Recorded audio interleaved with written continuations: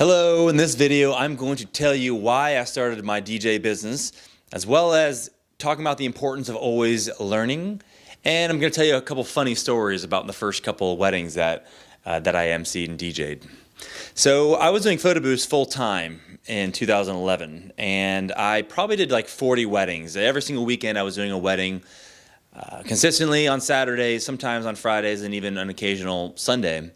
And when I'd go to these weddings setting up the photo booth, I'd bring a pad and paper with me, and I would write down every single thing that I observed from the photographers, the caterers, the day of coordinators, the event staff at the banquet hall, and more importantly, the DJs. I would write down every single thing that I saw, positive and negative, because there were some great MC DJs, and I don't know who any of them were because I wasn't paying attention to that, but I was writing down everything they did right, and I was writing everything they did wrong, or everything that I hated and everything that I loved.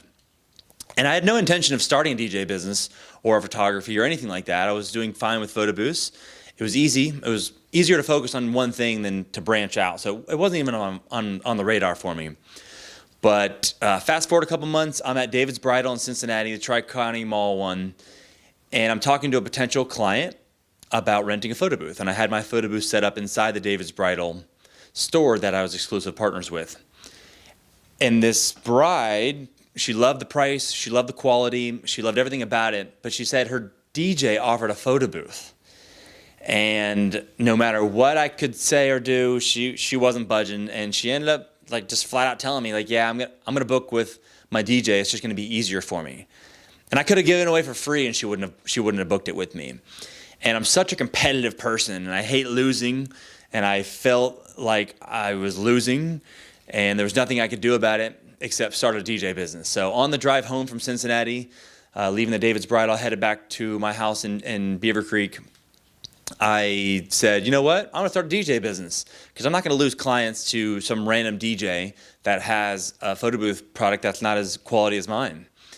And that's what I did. So I actually was ahead of the game because I had all these notes of what the DJs did. I knew exactly the good DJs, what they were doing, when they were doing it, how they were doing it. I'd even look at their boards and write down the names of their stuff. So when I first decided to do the DJ business, I went out and I already knew what equipment I was going to buy. I had it all bought, ready, and then I did a bridal show that January of 2012, and I signed up several different DJ clients, and we had a pretty awesome year doing DJs in 2012. And I signed up more photo booths, more importantly, because that was the whole goal, is to not lose photo booths to DJ companies. Instead, now when the clients came to me, I could say, oh yeah, we do DJ, we also have photo booth as well.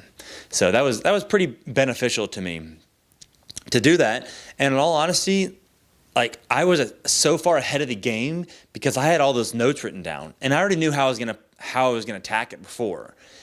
And when you're trying to make your name for yourself, now if you look at Dayton, Ohio, if someone's posted on Facebook, hey, does anyone know a wedding DJ? You're gonna get 1,000 responses. Like, anyone can be a DJ, right?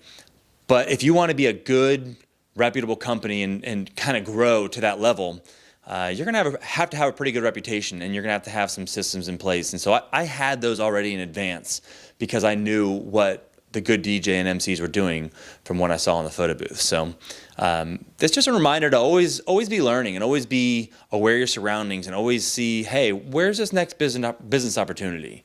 You know, you don't know, even if it's something you don't think you're even gonna get involved, just always be looking and saying, hey, how's this done?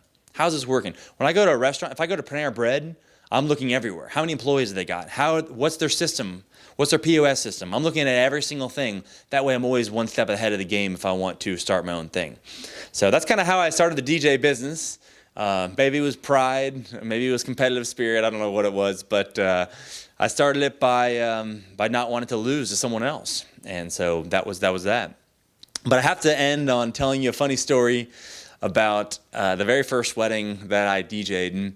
And we were unique because we offered a DJ and an MC at every wedding. So the MC talked on the mic, they'd never touch the music, and then they would be like a day of coordinator while the DJ played the music. So I was with my friend Jason.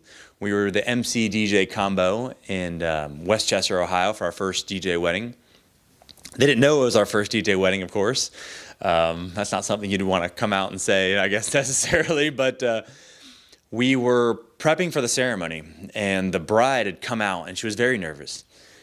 And she said, "I'm so sorry. I'm just so nervous. I've never done this before." And without missing a beat, Jason leaned in and he said, "Neither have we." And we all start laughing. And it was like, oh, God. And then, she's like, "You're right." And we're like, "Everything's going to be fine." Then she left, and I never forget, I looked at Jason like, "What are you doing, man? Come on."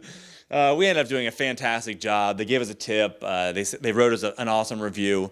But I'll never forget that first wedding ever. And it was great. And it was great because I already knew in advance like the things to do because I was paying attention earlier. So that's it. If you got any business questions for me, or if you want to book a consulting session with me, send me a message. I'd love to hear what your challenges are and figure out a game plan of how we can solve them.